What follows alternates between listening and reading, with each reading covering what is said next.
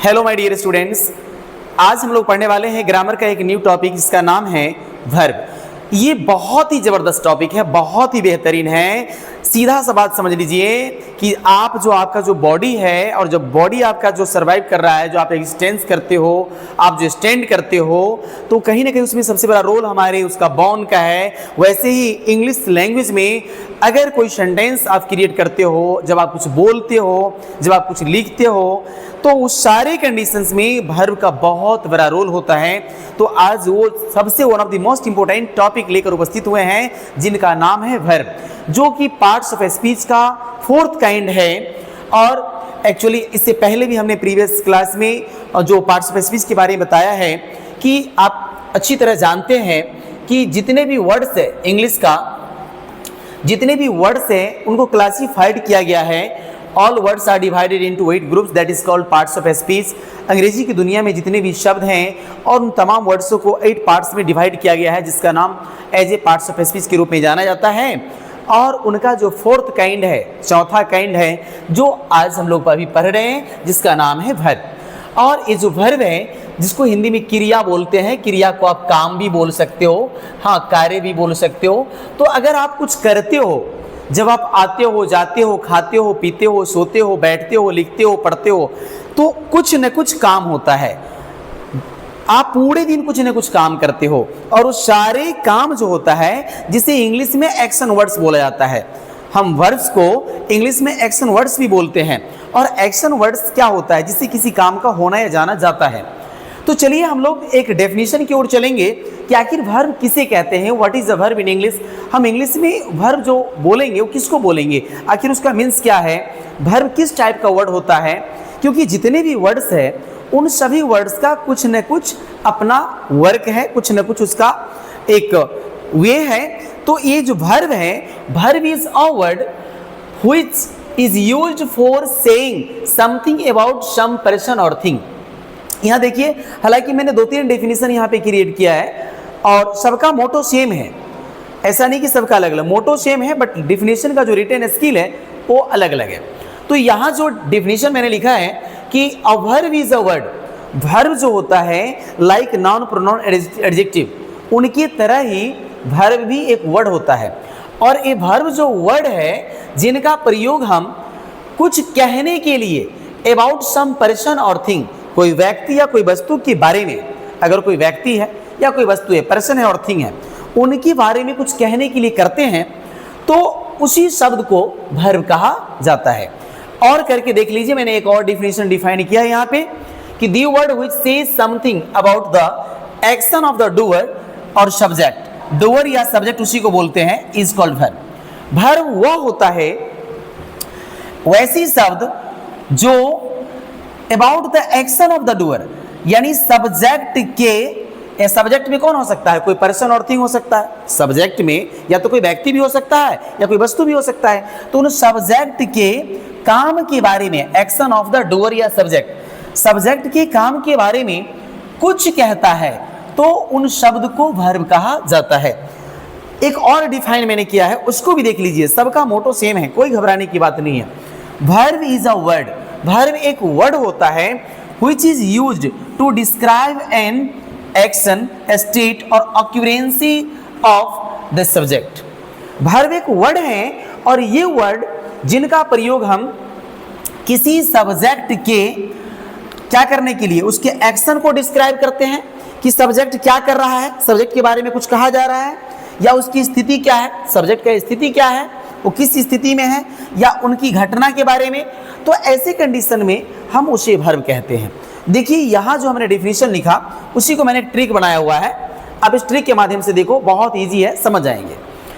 सबसे पहले ये बात जानेंगे, जो वर्ब जो एक आप शब्द देख रहे हो, ये अंग्रेजी में किस भाषा से इंपोर्ट किया गया है, किस भाषा से लिया गया है।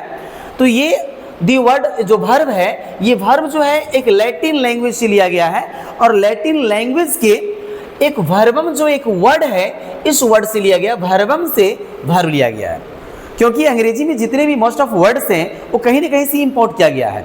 तो ये जो वर्ब आप देख रहे हो, ये लैटिन लैंग्वेज के वर्बम वर्ड से इंपोर्ट किया गया है।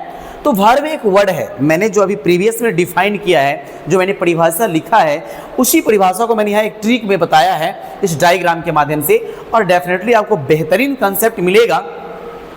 तो ये जो वर्ब है, वर्ब क्या है, एक वर्ड है, और ये वर्ड जो है ना, इसका काम है एक वर्बल वर्ड मान लीजिए, जो वर्ब है एक वर्ड है, और इस वर्ड का काम है अबाउट द पर्सन और थिंग, कोई व्यक्ति हो या कोई वस्तु हो जिनका प्रयोग एज ए सब्जेक्ट हुआ है।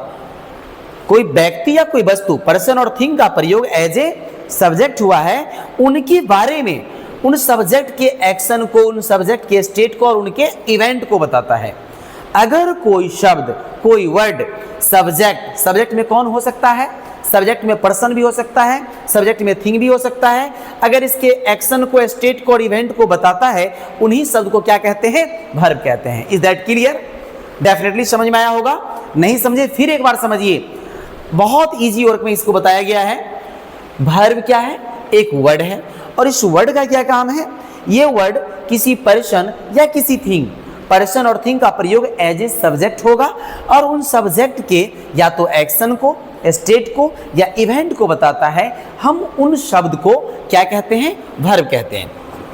अब देखिए आगे, जिसे आई टीच यू, यहां पर एक सेंटेंस है, कुछ एग्जांपल्स लिए हैं, उनको समझिएगा।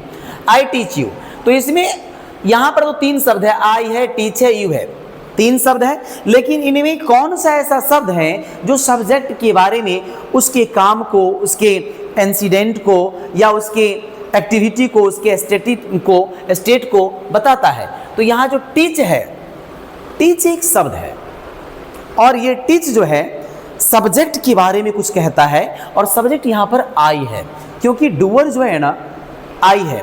तो यहाँ आई एक सब्जेक्ट है, और इन सब्जेक्ट के बारे में कहा जा रहा है कि सब्जेक्ट क्या करता है, तो आई पढ़ाता है। जनरली आप समझेंगे, जो सब्जेक्ट होता है ना, वो हु को रिप्लाई करता है, याद रखिएगा जी। सब्जेक्ट वो होता है जो हु का रिप्लाई देता है। अब मैं पढ़ाता हूं तो कौन पढ़ाता है, आई पढ़ाता है, तो आई यहां पर एज ए सब्जेक्ट हो गया। और आई के बारे में क्या कहा जा रहा है कि आई टीच करता है, आई पढ़ाता है, तो पढ़ाना एक काम हो गया, जो कि यहाँ वर्ब हो गया।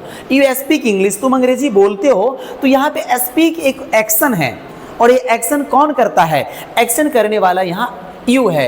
तो यू के बारे में कुछ कहा जा रहा है, तो जो एक्शन कर रहा है, तो ये तो, और हु का भी रिप्लाई कर रहा है, तो ये सब्जेक्ट हो गया।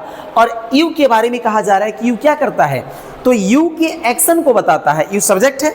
तो मैंने यहाँ बताया था कि जो वर्ब होता है, ये आपको सब्जेक्ट के एक्शन, स्टेट और इवेंट को बताता है। वही चीज यहाँ देख रहे हैं कि यू भी यहाँ पर क्या है, एक सब्जेक्ट है। इन सब्जेक्ट के एक्शन को बताया जा रहा है कि यू क्या करता है, बोलता है। दे प्ले क्रिकेट, वे लोग क्रिकेट खेलते हैं, तो खेलना एक एक्शन है, काम है, और खेलने के काम वे लोग करते हैं।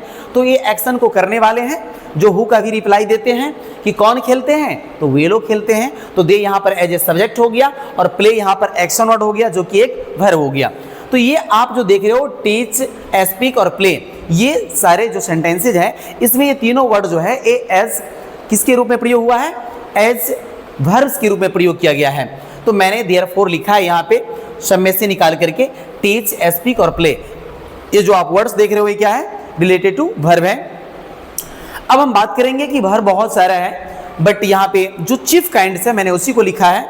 तो यहाँ पे there are chief two kinds of verb, chief दो काइंड है, ओनली टू टाइप्स है वर्ब का। जो एक फर्स्ट काइंड है प्रिंसिपल वर्ब, या इसी का दूसरा नाम है मेन वर्ब, और सेकेंड काइंड है ऑक्सिलरी वर्ब, और ऑक्सिलरी वर्ब का ही दूसरा नाम है हेल्पिंग वर्ब। तो ये दो काइंड है।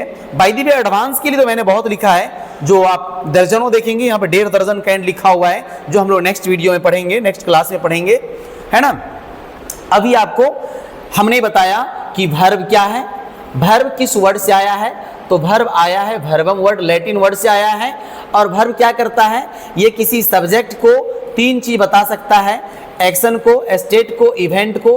तो उन्हीं शब्द को, जो शब्द बताता है, उन्हीं शब्द को क्या कहा जाता है, वर्ब कहा जाता है जी। तो आप आज की क्लास में सीखा है कि वर्ब क्या है और वर्ब की टाइप्स क्या है, वर्ब जो है वो कहाँ से इंपोर्ट किया गया है। तो काफ़ी आज के लिए, thank you for watching this video, see you letter.